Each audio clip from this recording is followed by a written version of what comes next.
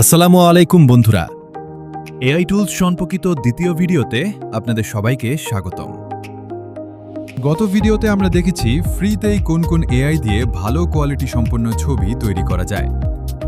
আজ আমি আপনাদের এমন একটি জাদুকরী টুল দেখাবো যা আপনার প্রেজেন্টেশন বানানোর ঝক্কি এক নিমেষে শেষ করে দিবে। কোনো ডিফিকাল্ট বিষয় বোঝাতে প্রেজেন্টেশন একটি চমৎকার মাধ্যম যা আপনি এআই দিয়ে নিমেষে বানিয়ে ফেলতে পারবেন।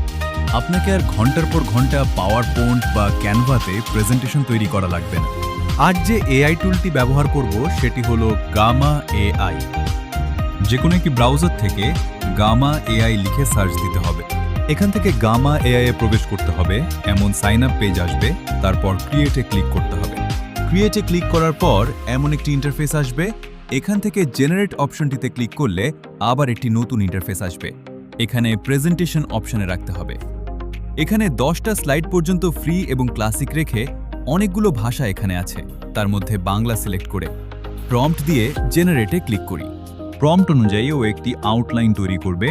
আপনার ডাটাগুলো পছন্দ না হলে আবার জেনারেটে ক্লিক করবেন, ও আবার নতুন ডাটা সংযোজন করবে। তারপর নিচের দিকে এসে পছন্দ মতো থিম সিলেক্ট করে নেবেন, তার বাদবাকি সেটিংস আপনার পছন্দ অনুযায়ী করে নেবেন। এরপর জেনারেটে ক্লিক করবেন, একটু অপেক্ষা করবেন, আপনার প্রেজেন্টেশন তৈরি হয়ে যাবে।